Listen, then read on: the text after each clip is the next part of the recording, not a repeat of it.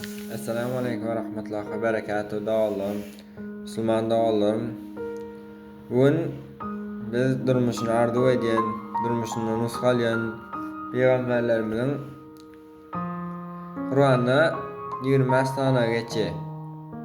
20 sana peygamberimizin adı geçi Kur'an'da. Olar Adem peygamber, İdris peygamber, Nuh peygamber, Hud peygamber, Salih peygamber, İbrahim peygamber, Lut peygamber, İsmail peygamber, İsa peygamber, Yakup peygamber, Yusuf peygamber, Eyyub peygamber, Şuayb peygamber, Musa peygamber, Harun peygamber, Zülkifil peygamber, Yunus peygamber, Davud peygamber, Süleyman peygamber, İlyas peygamber, İlyasa peygamber, Zekeriya peygamber, Yahya peygamber, İsa ve Muhammed peygamberlerinin adları geçiyor. Ve şulan durmuşundan görülde alıp, şulan edil ibadetlerinden, şulan zikirlerinden görülde alıp, öldürmüşümüzde de üstadlar etsek, bizim hem ahiretimiz şulan kıyal olar. Adem peygamberin durmuşu.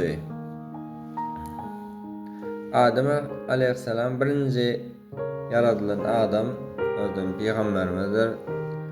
Bakara suresi 30. ayette Han Allah'ın meleklere men yeryüzünde bir halife yaradarım diyende olur. O yerde uruş çıkaracak ve kanlar dökecek birini yaratacak. Eysen biz seni maqtav ve tesbih ediyaz deyiptir. Allah'dan olara men sizin bilmediğinizi bilyenlerin buyurdu. Elbette Allah Teala'mız ikinci ol Adem Aleyhisselam döretti, ona can verdi. Peygamber meleklerin şunçadı secde etdi. Yani Allah Teala'mız bizim bilmediğimiz meleklerin bilmedik zatlarını biliyor. Onun için Adem Aleyhisselam yaratıptır. Bakara suresi 31. ayet.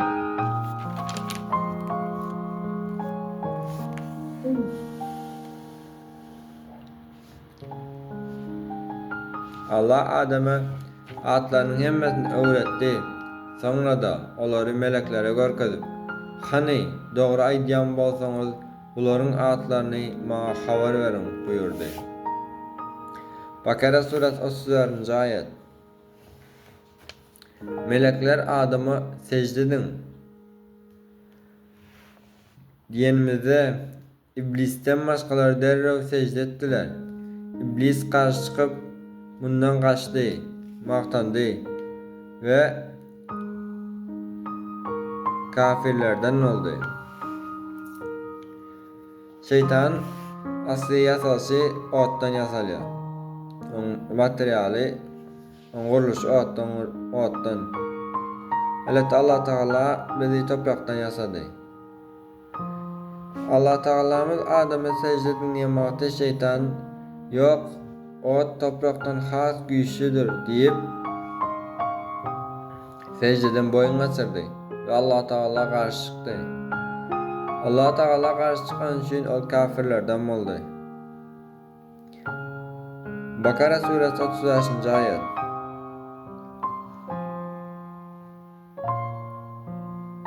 Adem'e de ey Adem, ayalın bilen bile cennete yerleşin.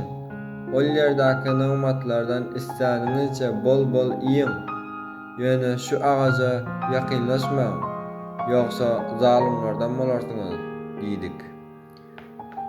Allah Teala yasan dereden güzel cennetine ilkinç peygamberimiz olan Adem Aleyhisselam saldı. Onun yanına özünden olan yoldaş verdi.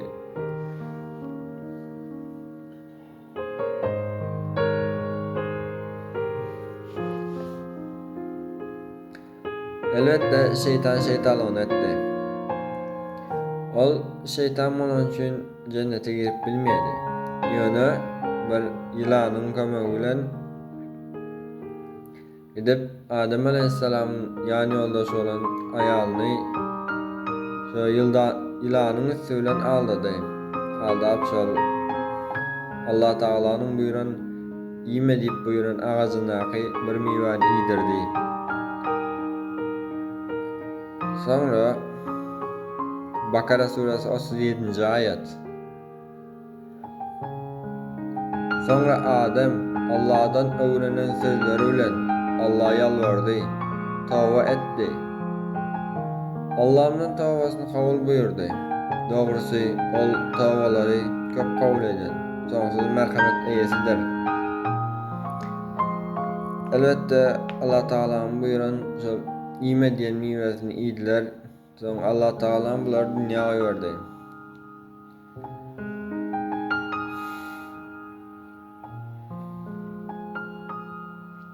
Elbette Allah Teala merhamet eyesidir.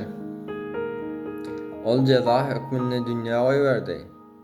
Yani şu Adem Aleyhisselam'ın yüreğine şu sözleri berip dile ederlik dereceye getirdi. Adem Aleyhisselam yalvarandan sonra tövbesini kabul etti.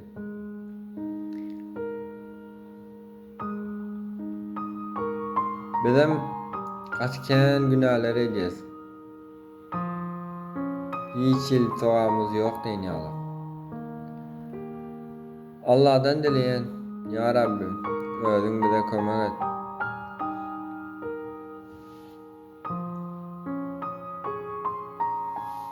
Günahlarımızı özün bağışla.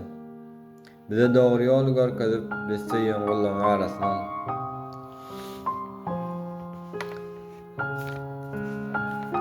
Adamlar yanlışmak, ol mümkün zatlar yanlışmak elbek. Yani Allah Teala cennetine şunca yanlışı qaytalap, yanlışıp, yani bar kudretin Allah'ın kıdığını bir Allah boynu olan adamları cennetine alyanlar. Näçe giç bolan bolsa da, näçe başlamatık bolsanız da, şundan sonra Allah'ın buyuran kul işlerini edin. Allah'ım sonsuz merhamet eyesidir.